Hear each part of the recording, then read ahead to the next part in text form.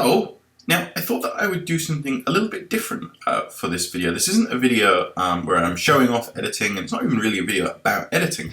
It's a video instead about scripts. And the reason why I decided to make this video was because I have been editing a lot of content recently, a lot of films, short films and feature films, which is really exciting. And there's a couple of things that I've noticed about scripts that I wanted to share, because sometimes people will format their scripts in a certain way that is really unhelpful to me as an editor. So if you are a writer or the writer in that script writing process, hopefully this will help you format your scripts in a way that will be a little bit more helpful to your other departments as you go down the filmmaking process. Note, this isn't a video on storytelling. I'm not going to be making any judgments based on the actual content or the actual story and narrative of your scripts. This is mainly about formatting and the actual script itself. So yeah, let's dive into just a couple of things that I've noticed that if you're a writer, you could do with your scripts. It really makes things easier and more efficient for us down the process. Okay, so the number one goal of your script really is to be as easy to read and easy to understand as possible. While you're trying to convey the story that you have in your head and the story that you're trying to tell, but you're trying to do it in a way that is easily understandable by the reader. Your script is really a tool for your different departments in your film to help them in bringing your film to life, and it's helping them deliver the elements that they need to deliver for your film to work and your film to actually produce. I know that some writers say otherwise, but your script is not a novel. It's a production tool. It's a single document that everyone can refer to, so that everyone is on the same page with it. Okay, so always when you're writing your scripts, you need to be thinking about that. When you're actually writing on your script document, think, is this easy to read? Is this easy to understand? Because I have read so many scripts that are a real nightmare to understand. And we're going to go through a couple of ways in which you can do that. Okay, so first of all, something to understand is that a new scene should be in your script whenever the story changes location, whether you're changing rooms in a house or buildings or countries or planets. A new scene begins whenever you cut to a different location, and that can be a different location in space or a different location in time as well. I have seen it before where people will group scenes together and call it a scene. Really, these are more sequences. And those are things to be worked out after the fact. Again, a scene is a production tool. You're trying to tell, okay, how many locations do I need for this? What are the different sets that we need to build, the locations that we need to go to, or things like that? What's the time of day? That's really what the scene is, and that's helpful. And that, again, that's used in different departments. That's not just in that script writing time. So yeah, you don't think of scenes like chapters in a book, because that's really not how they need to be in a script. A new scene begins when the story changes location or changes in time. The only notable exception is this would probably be the montage or a sequence of cross-cutting, and I would make it really clear in the script. Feel free to put in some description that that this is a sequence that's going to be cross-cut, or this is a montage, just so then people know. Okay, number two, number your scenes. On most softwares, it's an easy button to do either at the end or somewhere in that process. And the reason why you number your scenes just beyond numbering them is because it makes it easy to clapperboard.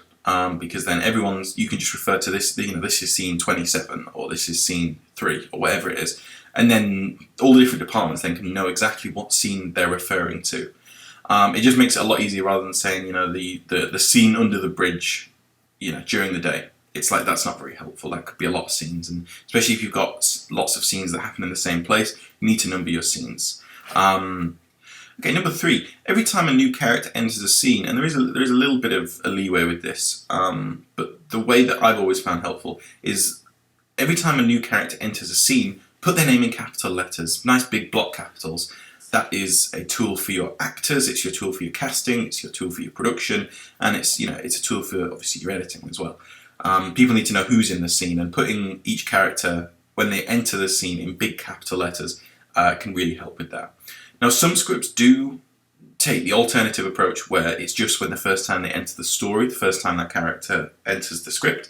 And I think that sometimes that can work, but I've always found it a lot more helpful to be when they enter the new scene. And again, thinking about scenes as every time that character changes. You might have a film with just 2 characters set over the course of a day or something, but every time you're cutting to a new time period, you need to put each of their capital letters, because again, this will also help you in production, because it helps you to really quickly go through your script and see, right, what characters do I need for each scene. For example, if you had 10 scenes that only needed 1 character, you could then, in production, go in and say, right, well, we can just have a whole day with him, just that 1 character, and just do all those scenes in one big block. So it really does help with that sense. The 4th thing is, when a new character enters the story, give a short description of them. So often you'll have it where a new character will enter, but it's very difficult sometimes for the reader, especially if they're in a different department, to understand what the character is.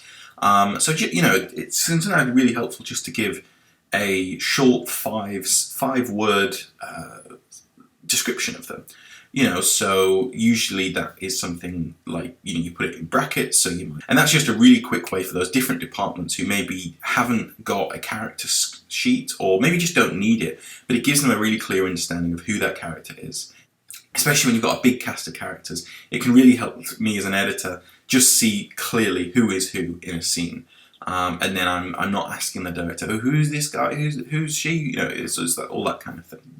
The next one, number 5, is a little bit more of about the prose, the actual writing side of it. But it's keep your description to a minimum and keep it relevant.